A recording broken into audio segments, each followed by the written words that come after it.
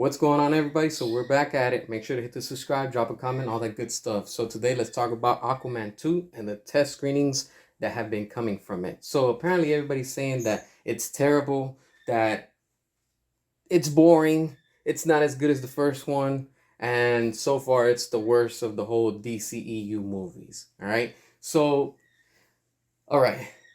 Let's go back to when the first movie came out. All right. Everybody was excited. Everybody wanted to see it. Boom. Yay. Aquaman. All right. Cool. We got it. All right.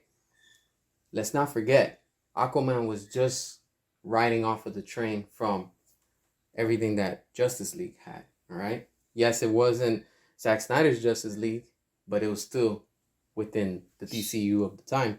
And we had, the shitty Justice League. So, of course, everybody's hungry. Everybody, just like Marvel, they're hungry. They want more content. That's what we were getting at the time, right?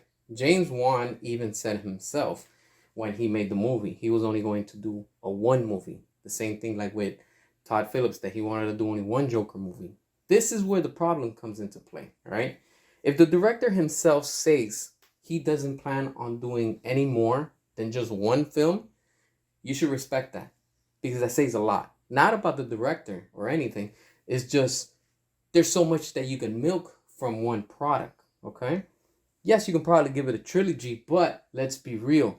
If the director himself is coming out saying, hey, look, I can only probably do one film and that's it, and it reached $1 billion, yo, stop being greedy, stop there, and just move on to something else. Because the second movie, the expectations from the audience is going to be higher, the expectations from the studio is going to be higher, and the expectations of everyone is going to be really high. And sometimes to meet that bar, it might not even make it. All right. So I wouldn't be surprised if James Wan was doing also how Christopher Nolan did with The Dark Knight Rises. Because let's get real.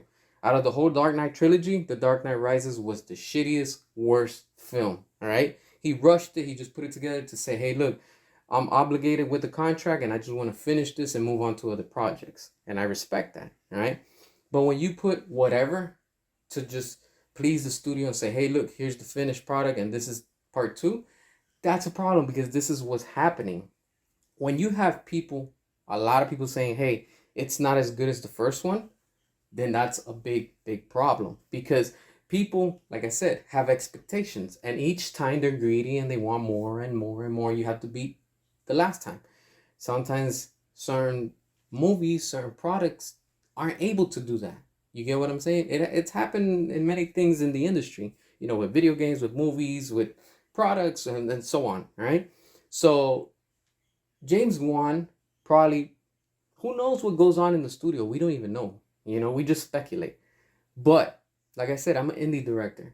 And sometimes when you have to report to these studios, they require and they ask for so much and they put pressure on you. Hey, if you don't meet this and here's the deadline and blah, blah, blah.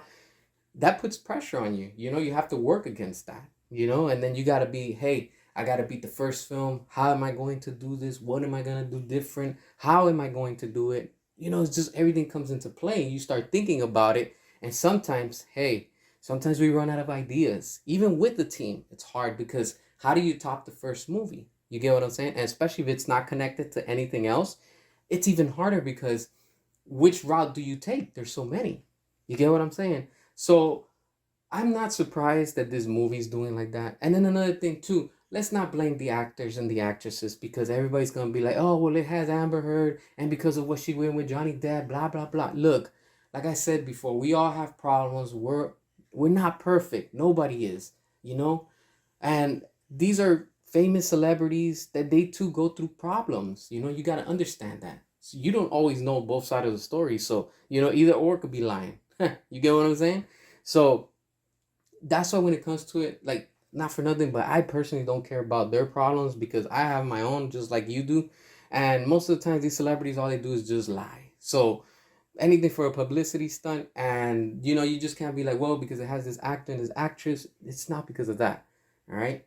It's just sometimes you can't milk everything, and sometimes everything has been so milked that you can't come up with anything else with it, especially if it doesn't connect. Like I said, if it has no continuity, what do? You just have to, like, literally build from scratch and say, well, screw it, If it works, it works. If it doesn't, it doesn't. And that's probably what's happening in this case. It's just not good. And especially now with the whole thing with James Gunn resetting everything, rebooting everything. It's like, what's gonna happen? Who knows? Is it gonna lead towards the DCU that he's building? I don't think it will, but anything is possible because we still have until December. And if the test screenings are bad, they can probably go back and edit and stuff like that. They were supposed to have Ben Affleck in it, and apparently that's been removed. So it's like, why build something and then later just to erase it? It just makes no sense. You see what I'm saying? It's like DC is destined to just be a disaster company. And it's a shame because they have all these characters that we all love and we're familiar with, and it just halfway they just abandon ship and that's it. Let it sink like the Titanic. And that's not cool, because it's not fair for the fans, not fair for the paying consumers, and it's not fair for the studios and whatever future projects are gonna come from it. So that's where it's at, and I don't know. What do you think? What are your thoughts? Drop your comments, all that good stuff. Make sure to hit the subscribe, and as always, until next time.